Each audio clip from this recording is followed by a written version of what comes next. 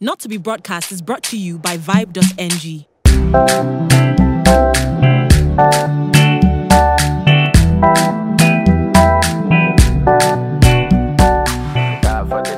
I'm guessing you are all aware of the legal issues that Kizz Daniel and Runtown have been faced with in recent times, but just in case you're not, here's a very brief summary.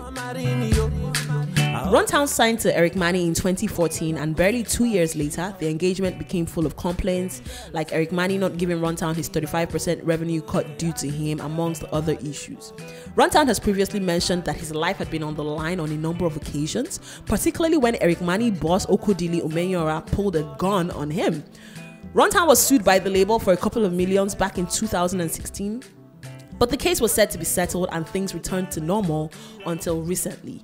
The Madorayu singer hinted that he doesn't have ties with the label anymore, despite the fact that his contract is expected to expire this June, and the label is now suing him for 267 million naira for breaching. Kizz Daniel, as we remember, terminated his contract with G Worldwide late 2017 on the basis of unfavorable terms, but the label doesn't seem to be having it, as the matter is now in court. At first, it was a case of Kizz Daniel's name being owned by the label. Kizz Daniel went on to change the name, but G Worldwide came out to say that the name change has not in any way affected the ongoing case. Now, besides the fact that Runtown and Kizz Daniel are fantastic talents, there's no denying the fact that the investment made by Eric Mani and G Worldwide made them the established artists that they are today. And if you're familiar with the entertainment industry, you will understand that it is definitely no small investment.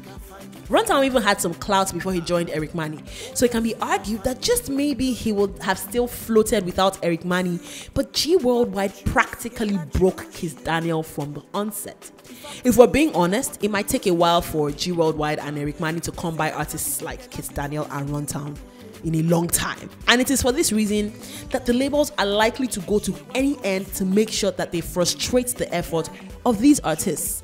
The labels obviously have deep pockets for, prolonged litigation, and many industry stakeholders are likely, not to be as confident to partner or work with these artists anymore.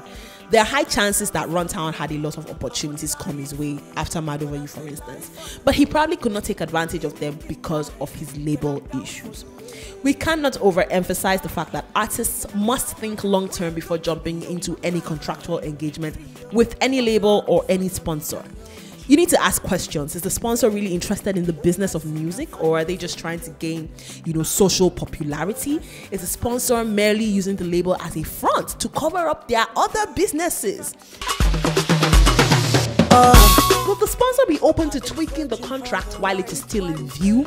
Is the sponsor a reasonable person? Is the sponsor a greedy person? These questions and more need to be asked. Runtown and Kizz Daniel might seem like they are moving on fine, but they're really not. Their attention is most likely divided, and the money that they should be spending in the furtherance of their career is probably going into legal fees or stuff like that. At the very best, Runtown and Kizz Daniel might scale this hurdle, with very, very strong legal teams. But at the worst, their careers are likely to take very bad blows. And I hope artists now know to trademark their names before signing any music or record label contract. Who do you think is at fault in this situation, with the much that you know? Do you think the labels are at fault, or do you think the artists are at fault? Let me know in the comment box right after you have liked, shared, and subscribed.